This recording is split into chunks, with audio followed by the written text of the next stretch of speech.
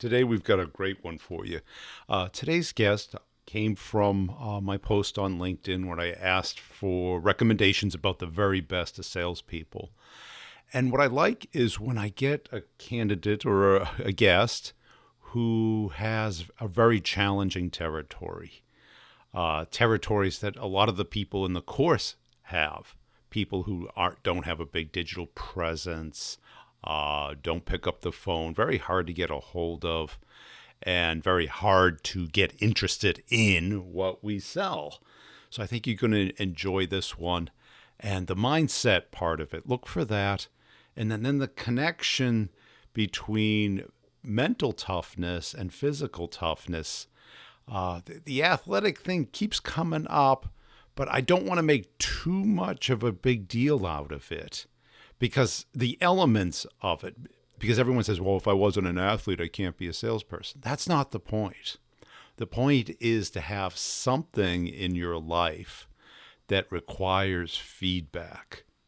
And, the story I tell is like when I was an engineer, I used to blame the compiler that must be a mistake, must be a bug. But once I figured out it was me, that mindset shift changed. Now, in sales, we don't have that exact feedback loop. Because even though we might do something really well, we might do it with the wrong person at the wrong time. And we assume we or it or they are wrong. It's hard to tell. We deal with people. And this is what a lot of leaders, managers, people in charge don't get about sales. They want to replace people with AI, with automation of some kind. And what ends up happening is it doesn't work. It's a noisy world out there. And we're the ones that have to make it happen. And that requires connecting with another human being. Let's get into the interview. Make sure you're checking out our friends over at Co-Video. Video emails, one of the big ways I see people making their number this year. Also, at the end, I'll sum it up. If you're in the courses, make sure you're checking out the one-on-ones and the office hours. We had a great one yesterday with lots of great questions and ideas and sharing among the team and the community. And I'll sum up what's going on my end at the very end of the interview. Here we go. Hey, Megan, welcome to the show. Give us a little background on yourself. Thank you. Excited to be here. My name is Megan Sewell. I reside in Plant City, Florida. So we are the strawberry capital of the world. I'm currently, in case you didn't know, it's our fun fact. I'm currently a senior sales consultant with TriNet. TriNet is a professional employer organization. For more details on what that is, you can just reach out to me. And fun fact about me, I am an avid CrossFitter and I have an African spur tortoise as a pet. Yeah, me too. Where'd you get the tortoise? Africa? No, not in Africa. No. We had a friend that collects reptiles, and a woman was moving to Wisconsin, and she needed to get rid of her tortoise, and he already had one, and they can't be together. So help me, because I walk by a CrossFit gym at least once a day. Yeah. Walk by. And it's majority women. Really? Yeah. And it's not only women, but it's majority women. What time of day? It's usually early. Okay. Yeah. So I'd say around 7, 8. Okay. Yeah.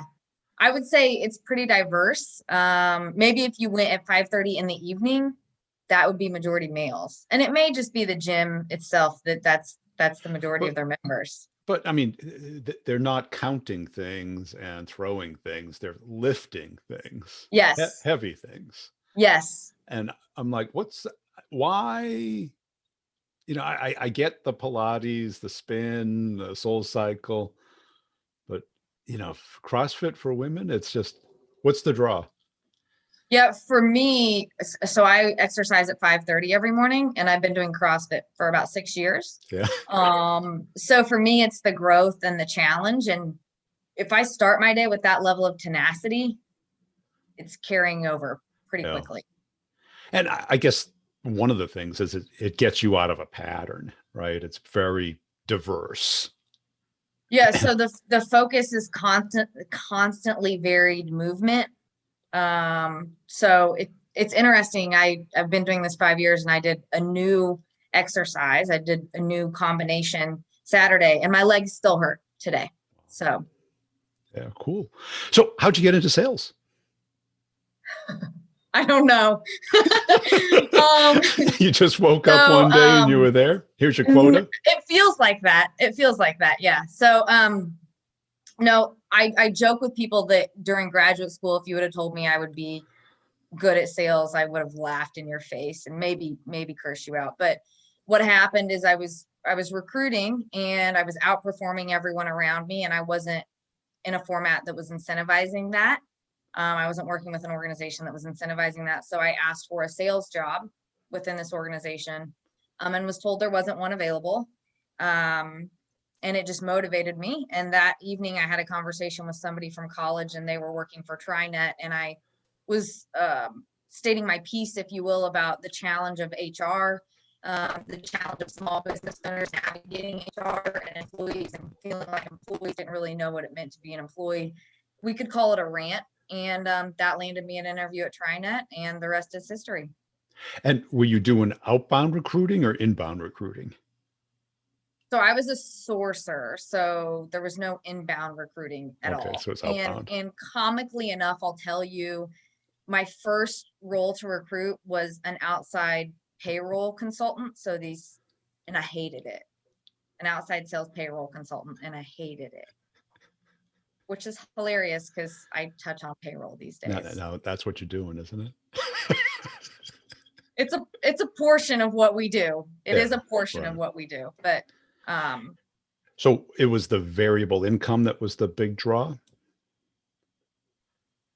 no, this is a very good question that no one's ever asked me, so I deeply appreciate it. Certainly I've always been I had a mentor that said, if you're not making me money as an employee, then I'm losing money on you. You're costing me money. And I've always been wired to get the job done. I know what an employee costs, if you will. I understand that it's an investment. So that was part of it, is I knew that, hang on, you're going to pay me more money to just actually do my job. Yes, I'm interested in that. And then the other variable was just the opportunity to learn more about small and mid-sized businesses, to learn more about entrepreneurs and CEOs, and to get in their heart and mind.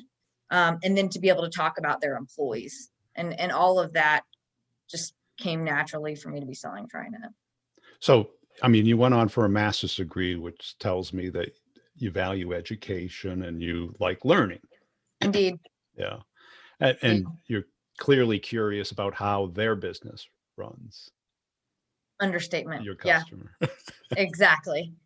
Sometimes I'll tell you, sometimes it's more challenging for me not to just get intimately curious of the ins and outs of their business and revenue generation, and focus, okay, the employee side of it, because that's one section of their business, as we know. Yeah. And what's the hardest part of the job, other than all of it? Of sales in general, or of my job specifically? Well, I mean, you're selling to a tough persona. Okay, so I'm selling to a very tough persona, because I sell specifically to blue and gray collar businesses. And I'm selling a conceptual model to them that is very near and dear to their heart. So the most challenging part is building trust with them, while still trying to maintain that I'm on the same side of the table as them. So challenging them, but coming alongside them, if you will. And what's your style? Is it that curiosity, that interest in them and how things are currently working? It's curiosity, and it's also leading with empathy. So, fun fact about me, my dad is a farmer. I'm originally from Indiana, so he was a business owner. I'm married to a business owner that is a mechanic. So I kind of live in that world. So I think it's a combination of really having that level of curiosity, but leading that conversation with empathy and knowing what a day in their life is like. And is this something that you didn't see other people at TriNet doing? I think in sales, it can be really challenging to be present in conversation. And I think particularly in B2B sales, we tend to think about or get excited when we get a business instead of just thinking this is another human being that has made the decision to start a business, if you will. Yeah. And we're here to help them about what we know best that they might not be aware of. And is this something you organically developed, or were you taught this? That's a good question that I wish I had an answer to. I would say my husband calls me the interrogator. So in my natural life, if Yeah. I'm to meet you and sit next to you, I'm going to want to know your life story in 5 minutes. But I will read your body language. So part of that is my degree in communication, that natural curiosity. The sales side of it, I would say I'm constantly learning. I'm still evolving in terms of how I approach those conversations. So it sounds like it's organic. Yeah, I would say so. I would say so. Uh, Because most companies don't teach that or don't even know it exists. I think it'd be pretty challenging to teach. I would say is, that yeah. the challenger in me, the side that likes to challenge people and ask difficult questions. And my husband really says I'm an interrogator because I will ask people questions that he thinks are just, why are you asking them this question? That's pretty personal or whatever it might be. But it's because I like to get to know someone pretty quickly. Yeah. And do you find most people appreciate that, obviously, right? Yes. Yeah. Well, in my personal and professional life. I think people are missing it, quite frankly. Right. Because guess what everybody else does? Talks about themselves. Or the weather, or the whatever. Yeah. And anything else, if you will. Right. And why do people go to therapists? So they can talk about themselves. And someone will listen to Someone them. will pay to. And I'll tell you, here's what's interesting to me is I started my career at TriNet cold calling. And so that's my level cold calling, knowing how to warm them up to transition to an initial conversation. And listening is the most beautiful thing in those dials. And and people think it's listening to hear, and then people say it's active listening, but it's what the other person wants is listening to understand. Comprehension. Do you understand me? Do you get me? And that's why people go to a therapist. Because Yes. no one's getting them. No one's understanding them. It's true. And they always leave 100 pounds lighter emotionally. Because Yeah. for the first time in maybe years, someone got them. Because they had to be paid to get them. Yes. And when somebody feels like you get them, they're an open book. It's quite amazing. And because most people talk about the product or themselves or the company, or they might talk about the other person's company, which is more interesting to them than your company. Sure. Absolutely. But And nothing is more important than them. Or their company. And these business owners, and I can say this because I live with one who's owned one for 12 years, whether they like it or not, and not all days do they like it, it's their livelihood. It is their baby, for lack of better words, and it consumes them. It is. Because although it's not as important as a child, they spend more time on it than their child. Exactly. And it becomes part of their identity. Exactly. So when it succeeds, they succeed. When it fails, they feel failure. Mm-hmm. And they sense that. Oh yeah. Because, if you've ever been a manager or an owner, when an employee's got your back or not. It's not hard to tell. As a manager, you don't care as much, but it's not your money. Right. It's your career, Right. but it's not your money. Right. And I think once you're able to get on the same side as your client, that's where trust is. And trust being the bandwidth of communication. Mm-hmm. Trust is the 5G of communication. Mm-hmm. Most of us are still at modem level of communication, right? We're at 1G. Yeah, and we know those conversations that we have, that we're not on rotary phones anymore, people. Right. And that's it, because both people are playing, and the protocol is tell me what I want to hear. I'll tell you what you want to hear. And neither of us believe it. And we're just hoping that the other person's going to do what they say. That is I'll tell you, early in my career, one of the things I struggled with was I am a sales consultant. I am because there's that preconceived notion. And we all know at some point or another, we've been sold something that was not what we purchased. Yeah. And my line used to be, I'm not that good at sales to convince you to do something you don't want to do. So let's Love that. So let's pretend we're both on your side. I love that. That's one of my favorite. So part of what TriNet does is you would outsource payroll to us, and I'm dealing with blue and gray collar business owners. So they've never outsourced payroll, and they never would. And I would ask them 15 different questions as to why, to really explain to me why. And at the end of it, I would say, you know what? I'm not a preacher. I'm not here to change your belief systems. Yeah.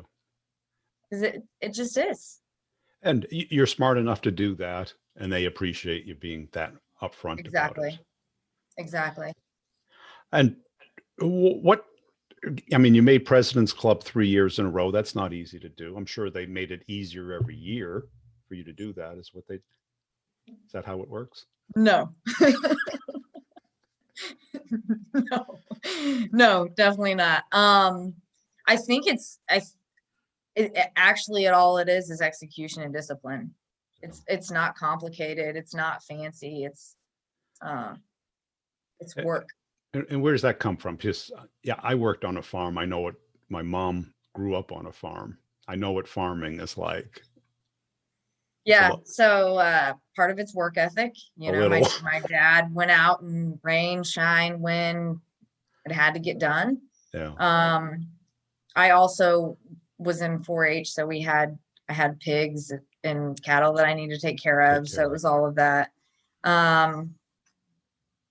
And then part of it is just trusting those that were successful before me and what they did. Yeah. Trusting the process. And it also sets you up to be a good team player, because, farms are an ecosystem. Exactly. The supply chain.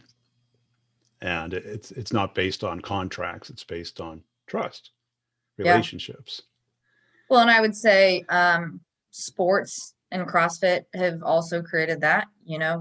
CrossFit, you don't walk in the first day and you can do these fancy gymnastics things, you can lift all this weight. It takes time and discipline and dedication to the process. Right.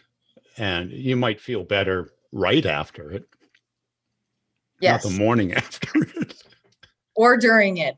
Yeah. About halfway through, you're wondering why you even signed up to be here. Oh, what sport did you play? So I'm a better athlete now in my later years than I was in high school. I just like being part of a team and working really hard for whatever reason in high school. So in high school, I played volleyball, I did track, and I was a cheerleader. And then my junior year of college, I ran 1 year of cross country. Just because I was a runner and a couple of people noticed me and snagged me up.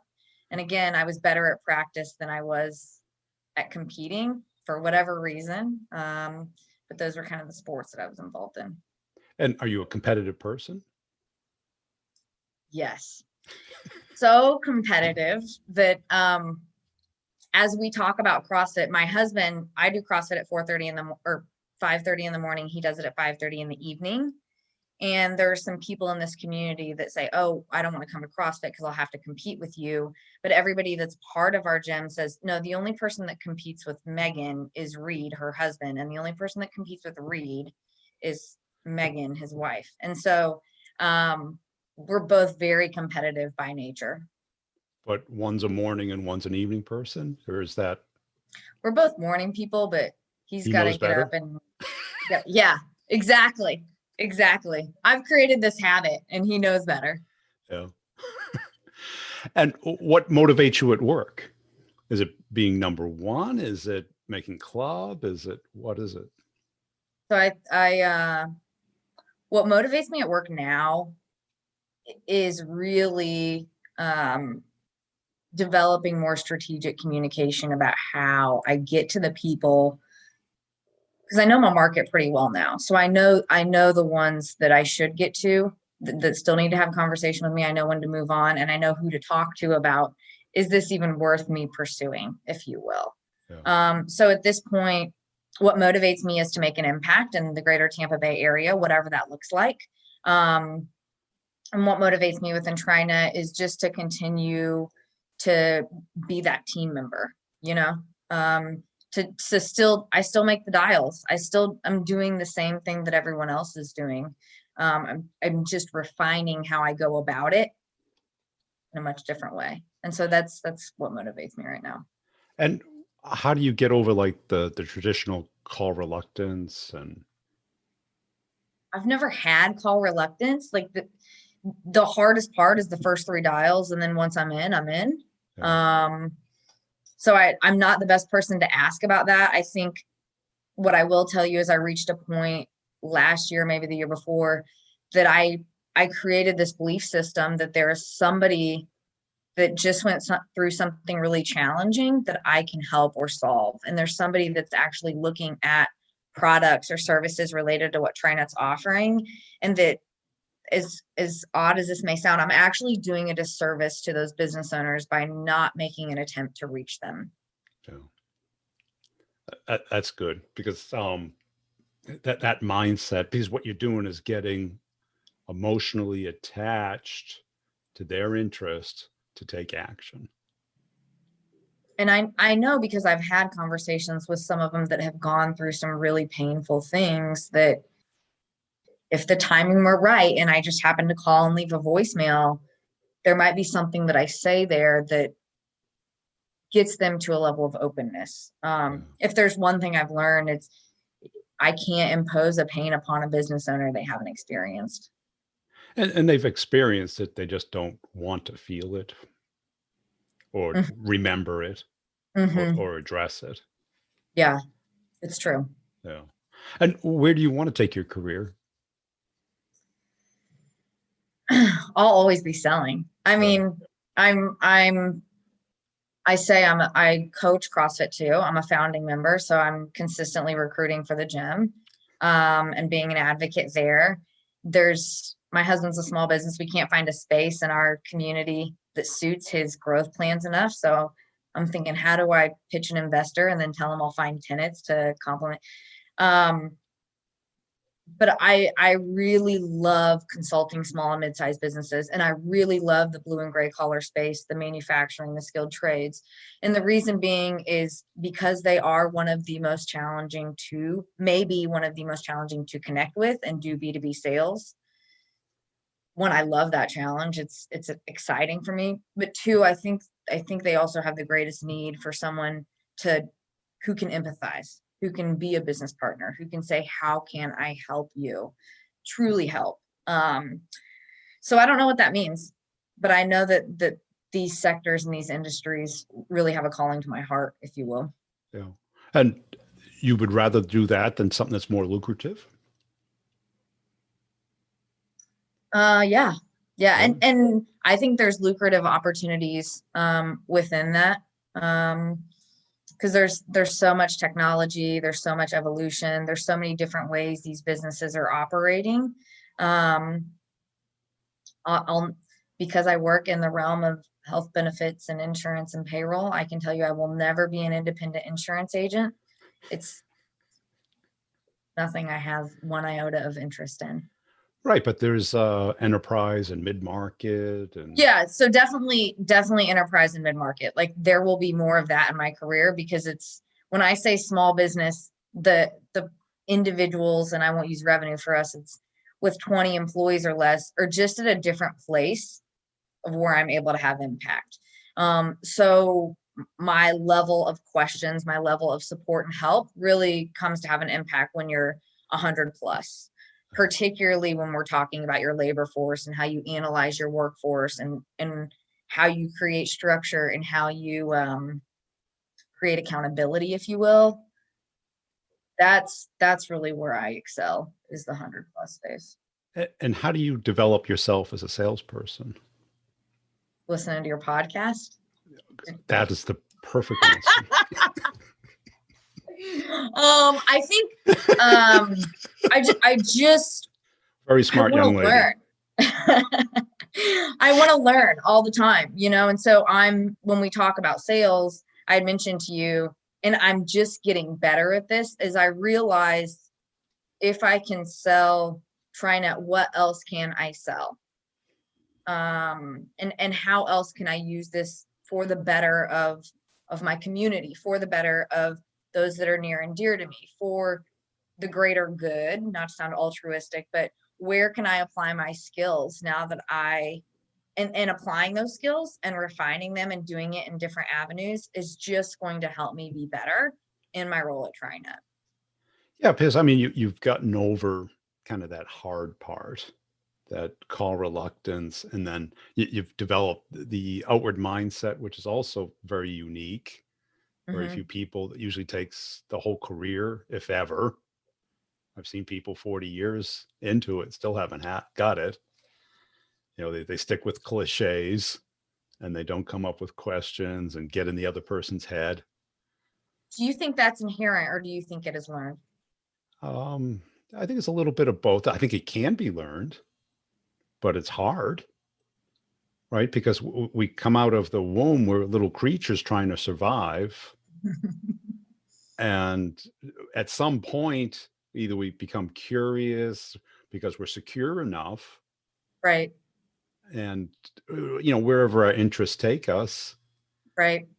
But you have to be first aware of it and then try and develop it.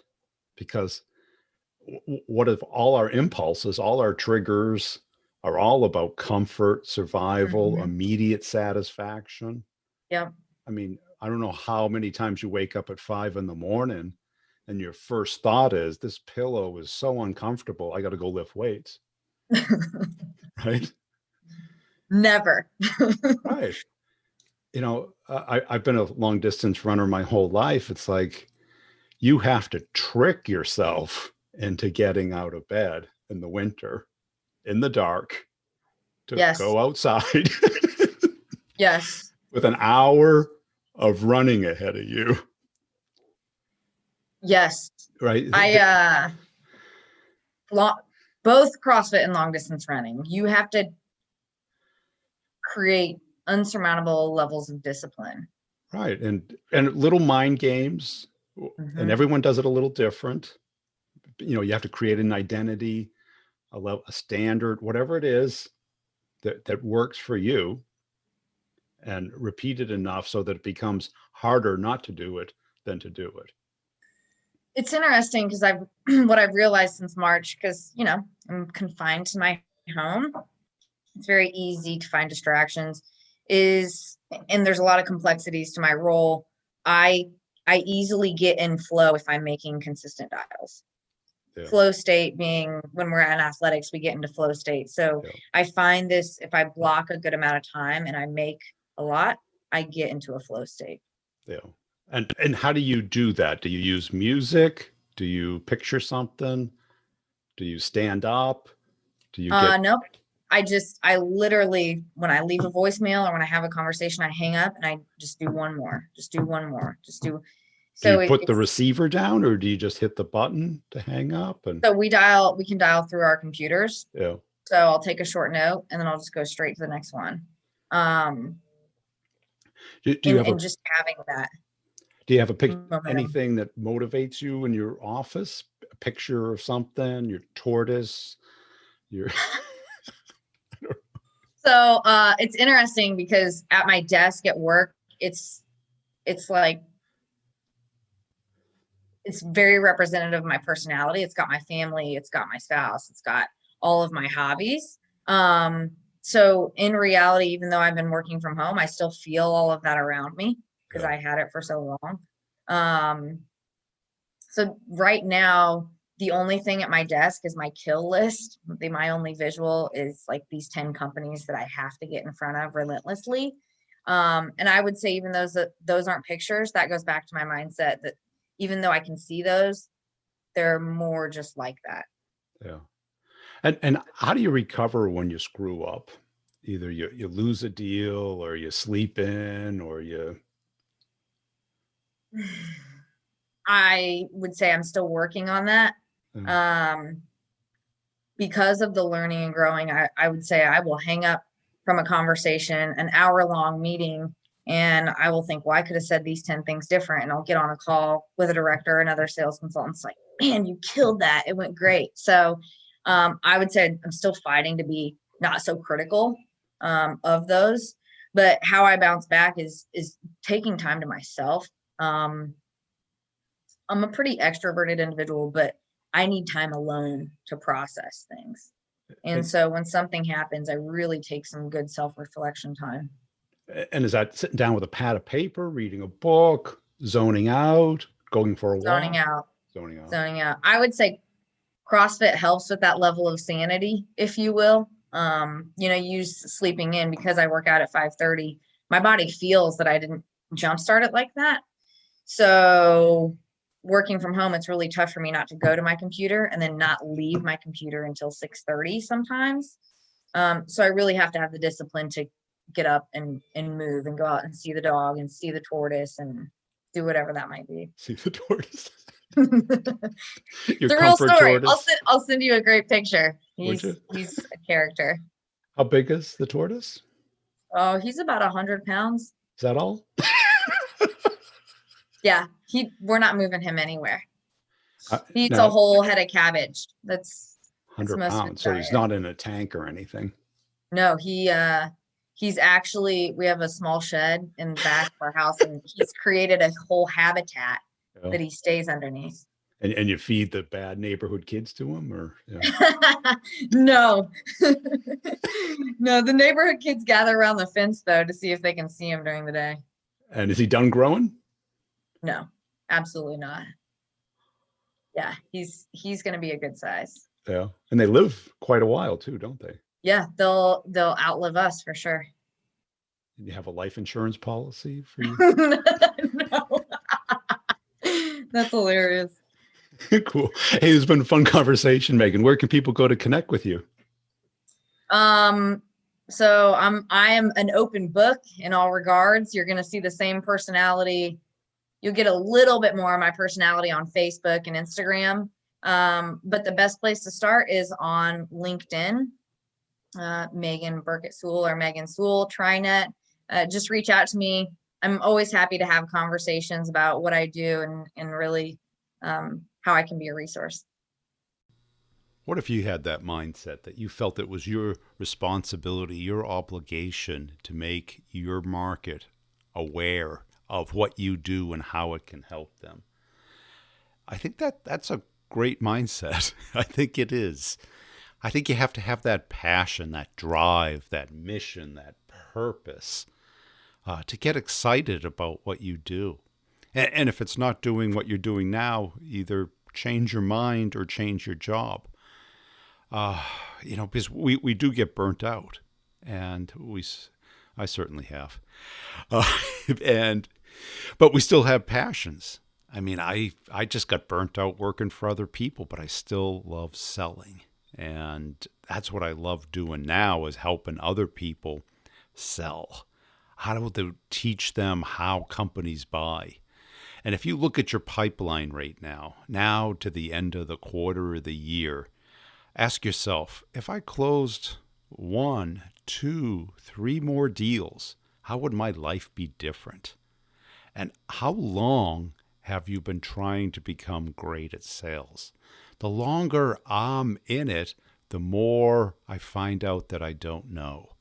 It is kind of this practice, this profession that very few people understand. Most people think it's personality or tricks or secrets, but it's all of that and a whole lot more. It's psychology, business acumen, process, and that can seem overwhelming. So how do you make something that's overwhelming contained, understandable?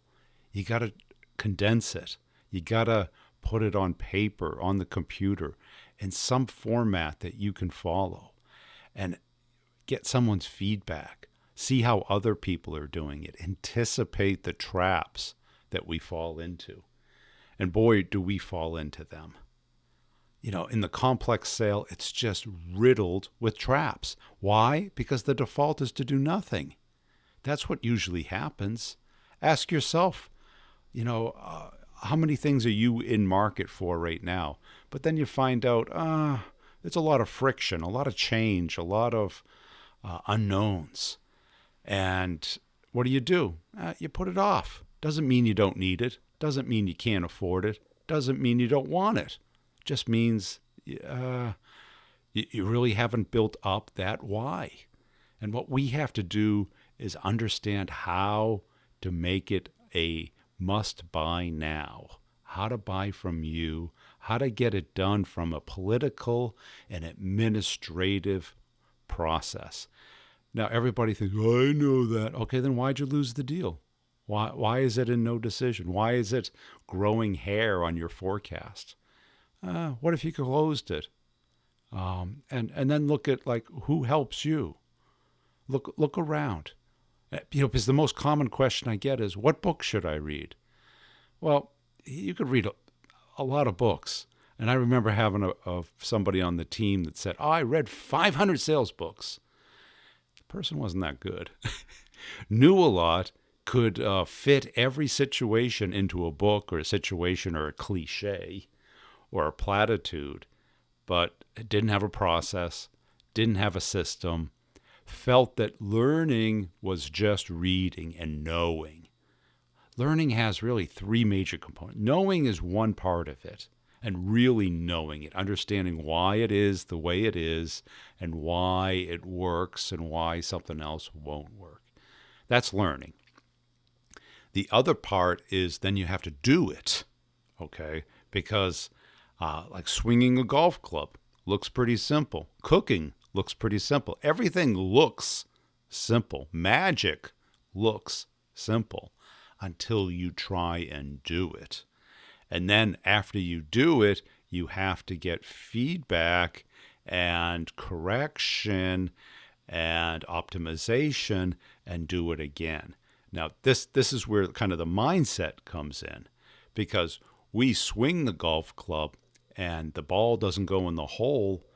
Do we take responsibility or do we blame the golf club, the golf ball, the weather, the wind? The challenge is that you have to have all 3 ingredients: the knowledge and real clarity of the knowledge of what matters, what it really means, how important it is. The doing, and that's the hard part, because you're the only one that can do it. I can't do it for you. No one else can. And then the feedback of it. How well did I do it? How could I have done it better? What did I do right? What did I do wrong? That clarification, that reflection.